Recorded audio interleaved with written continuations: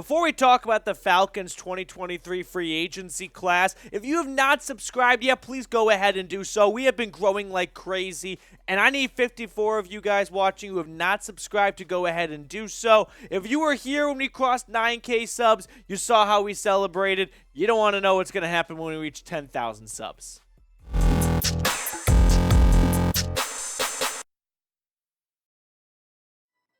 Welcome into Falcons Today by Chat Sports. Matthew Peterson here, combing through the Falcons 2023 free agency class and predicting who Atlanta re-signs and who they let walk. The Falcons have plenty of money to spend, north of $50 million, but they've got some interesting decisions to make with their free agents. So let's start with the granddaddy of them all, the former first-round pick, number 31 overall, offensive tackle, specifically on the right side, Kaleb McGary. What will the Falcons do? This is by far head and shoulders the best free agent for the Falcons, and it's the biggest decision they have to make. They have a couple of options here, but before we outline those, let's familiarize ourselves with what McGary did in 2022. In the eyes of Pro Football Focus, he was the fourth best offensive tackle in football, and he played like it. On the run game, they gave him a near perfect grade, 91.6, an overall grade of 86.6. Now, the Falcons at the time seemed like it was a good decision to not pick up his fifth-year option. When you look at the jump he's made in just PFF grades from his rookie season, which granted, it's a rookie season. It's okay to be a bit rough around the edges, 53.0 overall. But from 2021 to 2022, 62.8 to 86.6, that's a 24-point jump from one season to the next. I don't think anyone really pitched a fit when they didn't pick up his fifth-year option. But now it's come back to bite them a little bit because it is going to cost them some money.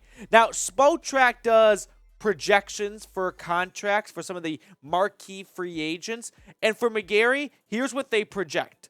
4 years, $70.9 million. That's an average of $17.7 million. Now, in case you're wondering what the franchise tag is worth in 2023 for offensive tackles, it's $18.2 million. So they could just slap him with a franchise tag, gives him an extra year to think about it because it is a tough decision to make. He went from being a bad tackle, I think we'd all agree, a mediocre at best, to a top 5 in football. Maybe even higher than that, right? So the Falcons are going to have an interesting decision to make. Now, I want to hear from everyone watching right now, right off the bat. Be the GM. Take a seat in Terry Fontenot's spot and let me know, would you give him $20 million per year? And I'll tell you why I picked that number in just a second. But if a YouTube ad break comes on by, take advantage of it. Get down to the comment section and reply to this pinned comment. Now, the highest paid offensive tackles in football look like this. Trent Williams is number one with $23 million per season. David Bakhtiari, right behind him, making $23 million per season. Laramie Tunsil from Houston's at 22.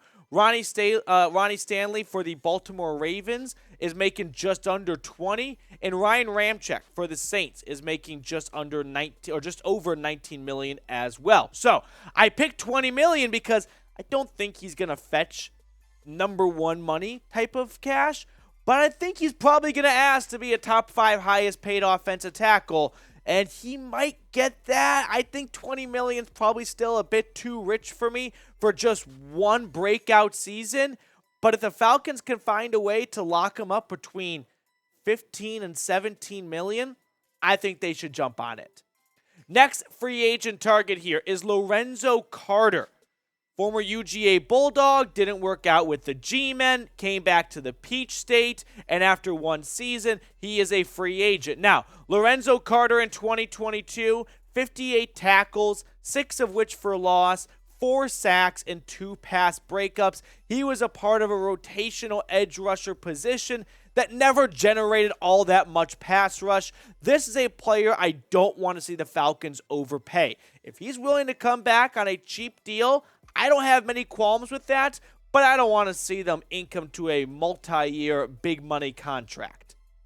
Now, a former second-round pick for the Falcons is up for free agency, and that is cornerback Isaiah Oliver. I've always been a fan of Oliver. I think he's a shifty guy that can work out of the slot and take on some of those twitchy wide receivers opponents have. Now, Oliver's career stats, they look like this. In 2022, this past season, 37 tackles, 3 of which for a loss, 7 pass breakups, and 1 interception. He did miss some time. You can see his career stats at the bottom of your screen down there, but I think Oliver is right on the border of re-sign or let him walk. Ultimately, I think he will come back to the Falcons, but this one does seem borderline coin flip, probably more 60-40. 60% chance coming back, 40% chance the Falcons get outpriced by another team.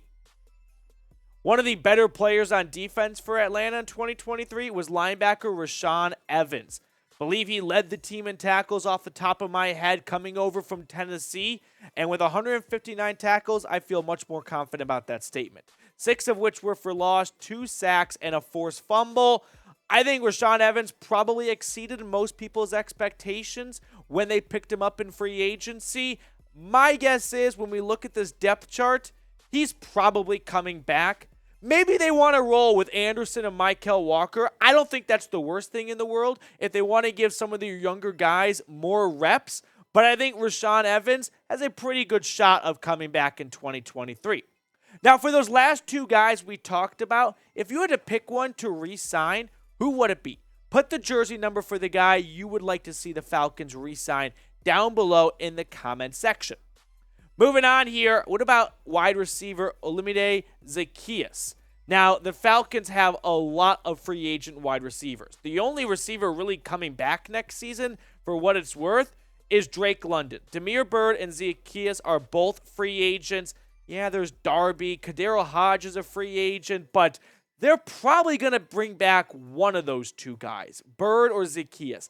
I don't think they're going to look to completely change the wide receiver room, minus Drake London. Now, Zaccheaus is just finished up his 4th year with Atlanta. It was his best season by far.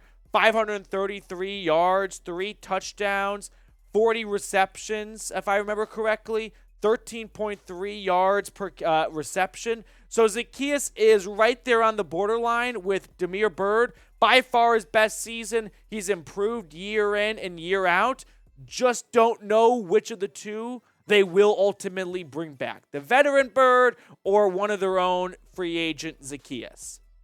Some other names I want to run through here. These guys are more of your lower level special teams, practice squad type of players. Now, you've got punter Bradley Pinion, 50-50. Maybe I'm being a bit naive on that one. Keith Smith at fullback, Erik Harris, Damiere Byrd, who we just spoke about, feels like it's going to be either him or Zaccheaus.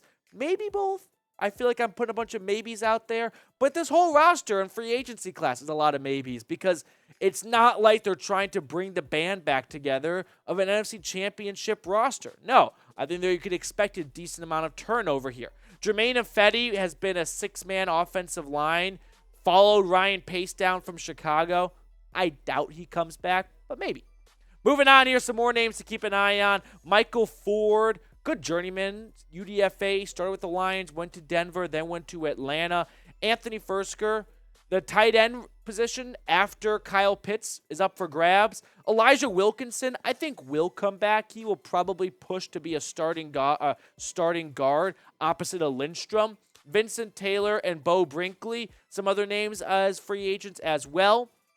Moving along here, Khadarel Hodge, which we talked about earlier, is a part of that wide receiver room that's going to be stripped down this offseason outside of London. I'm going to go with no for him coming back, but maybe.